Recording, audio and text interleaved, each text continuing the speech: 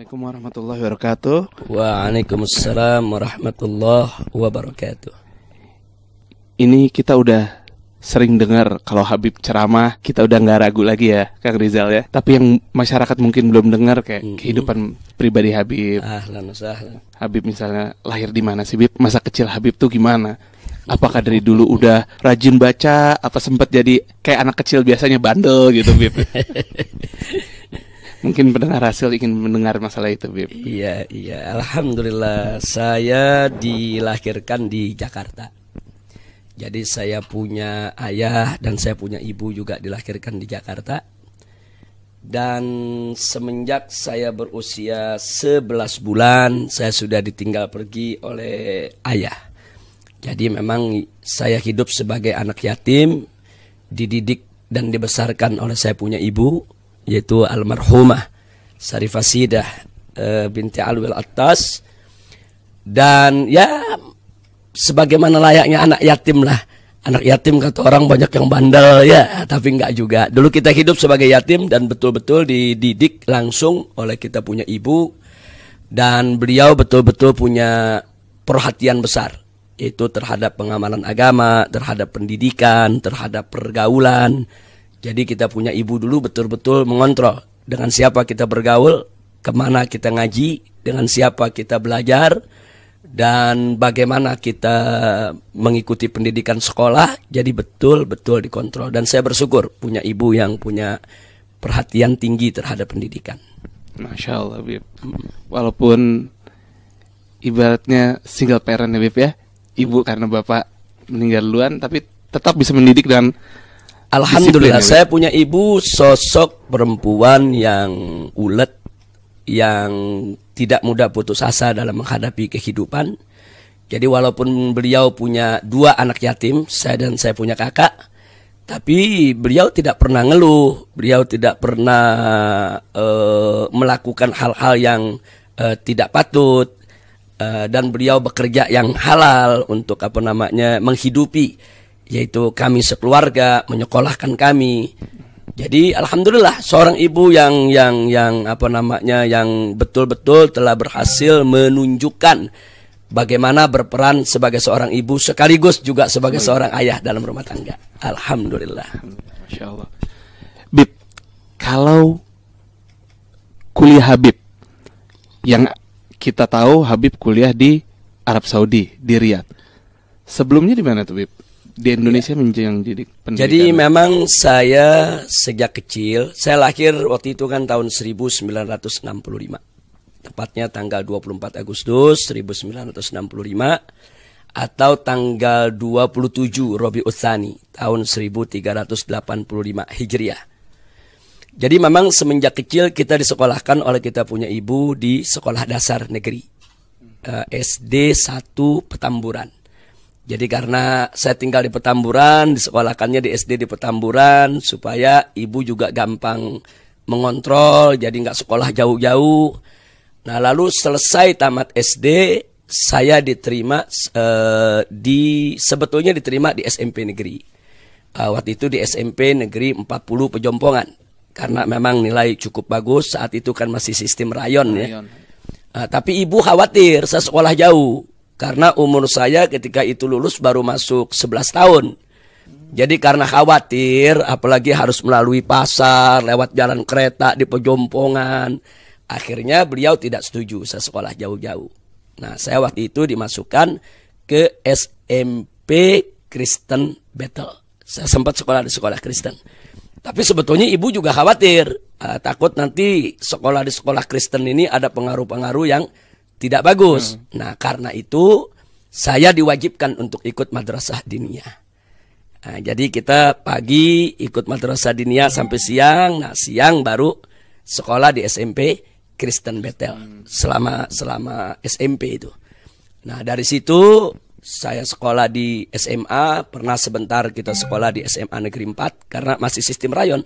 Mana yang nilainya bagus kan diterima di sekolah-sekolah favorit ketika itu. Cuma karena saya punya ibu sudah pindah dari Petamburan ke Tangerang, yaitu ke Perumnas Tangerang. Jadi tidak nyaman sekali dari Tangerang ke Gambir ini. Dulu kan belum ada jalan tol. Jauh. Dulu masih harus lewat Dan Mogot, lewat Grogol. Jadi waktu itu habis di jalan.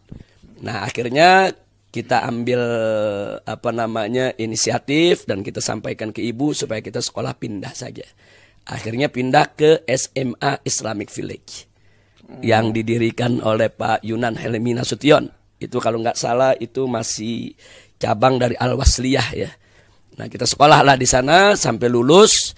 Nah, setelah lulus saya cicipi pendidikan di Lipia. Dulu namanya masih LPBA. Lembaga Pengajaran Bahasa Arab. Itu cabang daripada Universitas Imam Muhammad Ibn Saud yang didirikan oleh pemerintah Saudi. Nah, dari sana saya tidak lama. Saya hanya belajar 1 tahun saja. Karena tanpa diduga kita mendapatkan beasiswa dari OKI, Organisasi Konferensi Islam. Waktu itu ada mustasyarnya di Indonesia, yaitu Sayyid Ridho Al-Attas. Nah, beliau yang mengurus dan kita mendapatkan beasiswa dari OKI untuk belajar di Jamiatul Malik Saud di kota Riyadh, di Saudi Arabia. Sebetulnya awalnya yang memasukkan kita ke sana atas nama Organisasi Konferensi Islam, tapi setelah masuk di sana ya ditanggung beasiswa oleh pemerintah Saudi. Nah, itulah riwayat pendidikannya. Tapi memang sebelum saya lulus S1 di Saudi Arabia, yaitu ketika lulus Ma'had Lughah mau kuliah, Allah kasih jodoh. Jadi kita lebih dulu kawin sebelum lulus S1-nya. Nah, tapi alhamdulillah saya punya istri ketika itu sangat memaklumi sehingga perkawinan itu tidak mengganggu pendidikan. Dan saya punya istri tidak pernah ikut ke Saudi. Artinya setahun sekali saya pulang. Malah pertama kali kita menikah hanya seminggu. Habis akad nikah 1 minggu kita tinggal untuk melanjutkan pendidikan di Saudi. Jadi setiap tahun kita pulang sampai selesai S1. Begitu S1 selesai, sebetulnya kita diterima di S2. Karena alhamdulillah dengan karunia Allah saya punya nilai cukup bagus waktu kuliah di King Saud University. Cuma yang jadi persoalan ketika itu terjadi perang Irak tahun 90. Dan posisi Indonesia ketika itu tidak mendukung Saudi. Posisi Indonesia saat itu kita kan tetap netral ya. Nah, tapi itu menjadi punya dampak terhadap mahasiswa Indonesia. Akibat posisi Indonesia yang tidak mendukung pemerintah Saudi, akhirnya tahun itu calon mahasiswa Indonesia dibatalkan semua. Tidak ada yang diterima di King Saud University, baik di program bahasa S1 maupun S2. Nah, saya termasuk korbannya. Nama yang tadinya sudah masuk, diterima untuk program S2, akhirnya dibatalkan dan kita dipulangkan. Ya, menurut mereka nunggu nanti kalau perang sudah selesai, ekonomi sudah membaik. Nah, tapi kita tunggu sampai sekian tahun tidak ada kabar beritanya. Nah, itulah akhirnya kita sibuk mengajar di Indonesia. Kita tidak lagi fokus kepada melanjutkan pendidikan. Apakah pada saat Habib kembali ke Indonesia, Habib sudah mendirikan cikal bakal FPI ini, Bib? Ya, ini ada hal yang menarik bicara organisasi. Saya ini semenjak SD, SMP, SMA sampai ke universitas, boleh dikatakan orang yang paling tidak suka berorganisasi. Jadi banyak kawan-kawan ajak kita untuk ikut organisasi ini, organisasi itu. Kan ada organisasi pelajar juga, ada organisasi mahasiswa juga. Tidak ada satu organisasi pun yang saya tertarik untuk mengikutinya. Sebab ketika itu, khususnya waktu saya di Saudi, saya lebih fokus bagaimana menyelesaikan pendidikan dengan cepat. Jadi kalau ada kawan-kawan yang menyelesaikan S1 6 tahun, 7 tahun, 8 tahun, saya ingin menyelesaikannya hanya dalam waktu 4 tahun. Bagaimana caranya? Nah, karena itu kan berarti betul-betul kita harus fokus kepada pelajaran. Nah, karena saya punya target seperti itu, maka kehidupan saya di kampus ketika itu hanya dari kamar, ke masjid, ke perpustakaan, ke kelas, sama ke matam, ke tempat di mana kita makan pagi, siang, dan malam. Ya, jadi hampir tidak pernah kita berkumpul. Nah, kadang-kadang kalau mereka-mereka yang tidak paham atau belum kenal menganggap kita sombong, tidak mau bergaul. Tapi kalau kawan-kawan yang sudah kenal tahu betul karena kita sedang mengejar target, memang ingin mempercepat. Jangan sampai pendidikan itu terlalu terbuang waktu lama untuk menyelesaikannya. Jadi memang saya nggak tertarik untuk berorganisasi sama sekali. Nah begitu pulang ke Indonesia pun saya makin nggak tertarik dengan organisasi. Nah, begitu melihat banyak pertikaian, banyak perbedaan, banyak orang fanatik yang berlebihan terhadap organisasi, lebih daripada fanatik terhadap agamanya. Saya makin alergi dengan yang namanya organisasi. Jadi kita ketika itu lebih suka ngajar. Mengajar di masjid, di musola, di sekolah-sekolah. Saya mengajar waktu itu. Jadi kita melepaskan diri daripada persoalan-persoalan organisasi. Saya pulang ketika itu tahun 90 kita mulai mengajar di perguruan Islam Jamiat Khair. Kemudian kita mengajar juga di beberapa sekolah lain, mengajar juga di beberapa instansi swasta maupun pemerintah. Kemudian kita juga mulai terjun ke dunia tabligh, dunia dakwah. Nah, itu berlangsung sampai tahun 98, tahun lahirnya Front Pembela Islam. Nah, jadi bagaimana orang yang nggak suka organisasi? Pas pulang makin nggak suka. Kok tahu-tahu 98 bisa muncul Front Pembela Islam. Jadi memang ceritanya dari tahun 90 sampai 98 dunia dakwah ini kan boleh dikatakan berada di bawah tekanan. Iya. Berada di bawah tekanan Orde Baru. Nah, dalam dunia dakwah ini saya berinteraksi dengan kelompok-kelompok masyarakat maupun dengan para dai-dai yang memang sejak itu sudah sangat vokal terhadap kebijakan-kebijakan pemerintah yang dinilai merugikan umat atau memarginalkan daripada kepentingan Islam. Nah, saya berinteraksi dengan kelompok-kelompok ini. Nah, kemudian begitu terjadi reformasi pada tahun 98, kita tahu di situ kan munculnya LSM, organisasi, kelompok masyarakat, bahkan partai, kan bagai jamur itu. Iya. Itu luar biasa itu. Kayak tren gitu. Jadi di mana-mana muncul itu. Nah, sedangkan saya dan kawan-kawan yang selama ini aktif dalam dunia dakwah dan memang kita tidak pernah ikut organisasi manapun, kita ketika itu mengamati ini apa yang harus kita lakukan. Jadi kita lihat kanan kiri kita semua orang mendirikan organisasi, semua orang membentuk partai, semua orang membentuk kelompok-kelompok untuk menyalurkan aspirasi mereka. Sementara saya dan kawan-kawan selama ini single fighter. Kita hanya menyalurkan aspirasi-aspirasi kita lewat mimbar, lewat media dakwah, lewat taklim, tidak lebih dari itu. Dan memang kita tidak tersistem sama sekali. Nah, kemudian kita juga mengamati bahwa sepanjang 90 sampai 98 ketika kita sedang vokal-vokalnya mengkritisi pemerintahan Orde Baru, itu kan banyak kezaliman-kezaliman. Banyak ustadz-ustadz yang dicekal, tidak boleh ceramah, ditahan, ada yang ditahan, yang disiksa, kemudian muncul lagi adanya penculikan-penculikan aktivis dan lain sebagainya. Nah, di situ mulai muncul pemikiran, kita ini mau kemana? Apa kita ikut organisasi yang sudah ada? Apa kita ikut partai-partai yang sudah ada maupun yang baru lahir? Berarti kita, kalau itu putusan kita, berarti kita terjun ke dunia politik. Atau kita membentuk kelompok baru, yang mana kita memiliki aspirasi yang sama, visi dan misi yang sama. Atau kita tetap seperti ini, single fighter.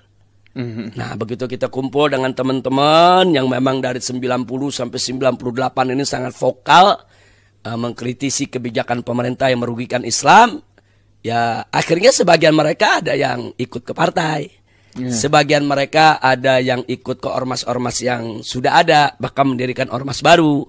Nah, sebagian mereka tetap memilih single fighter. Nah, adapun saya dan kawan-kawan yang memilih single fighter ini, terus kita melakukan diskusi.